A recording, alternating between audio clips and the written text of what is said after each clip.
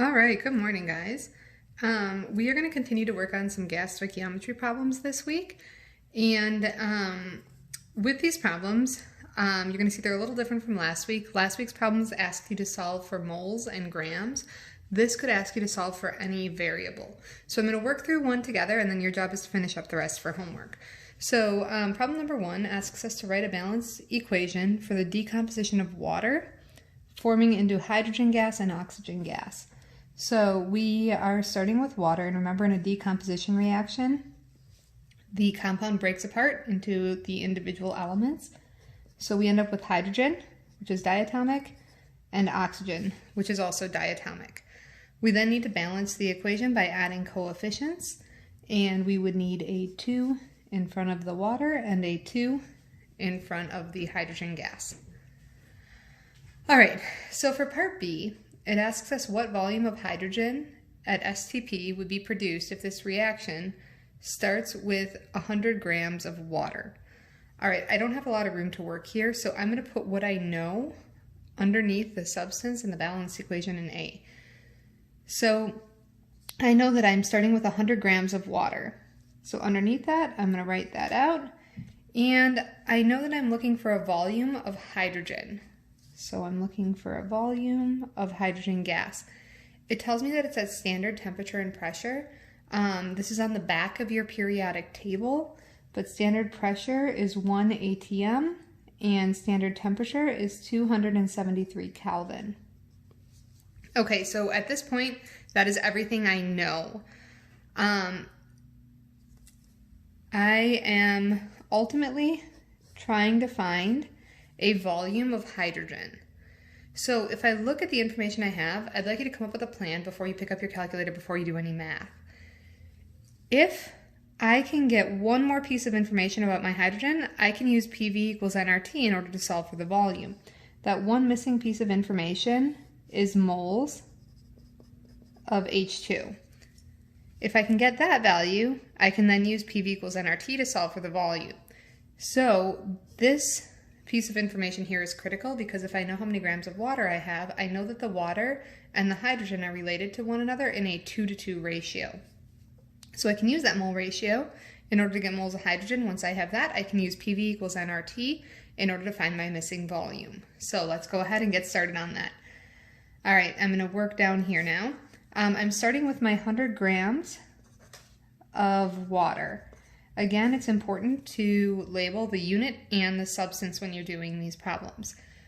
Ultimately, I would like to get moles of H2.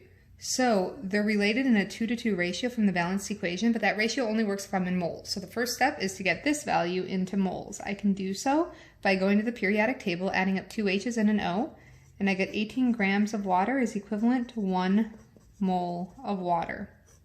I put the grams on the bottom so that the units would cancel out. Now I have moles of water if I were to stop, but remember that I need moles of hydrogen here because I'm trying to find the volume of hydrogen.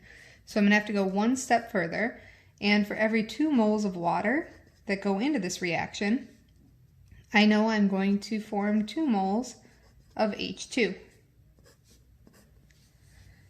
All right, so now I'm going to multiply across the top, multiply across the bottom, and divide my top by my bottom. So that ends up being 200 when I multiply across the top. When I multiply across the bottom, I end up with 36, and that gives me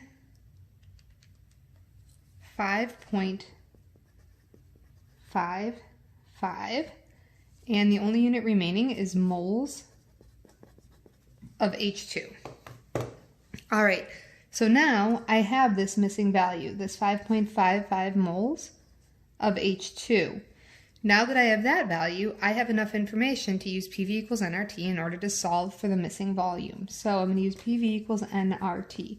One really helpful hint is to make sure that every piece of information you put into PV equals nRT is referring to the same substance. So if I'm using moles of H2, that's going to give me a volume of H2, of pressure of H2, a temperature of H2. All of those values must pertain to the same substance when you're using the equation PV equals nRT.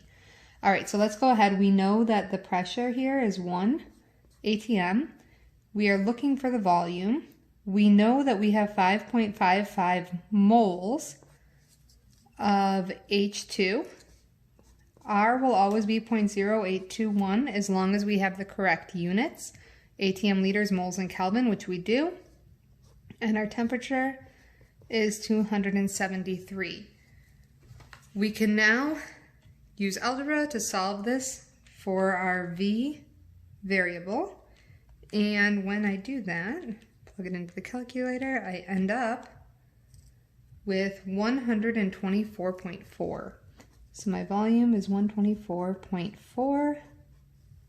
And again, that will be in liters because my PV equal nRT always has to be ATM, liters, moles, and Kelvin.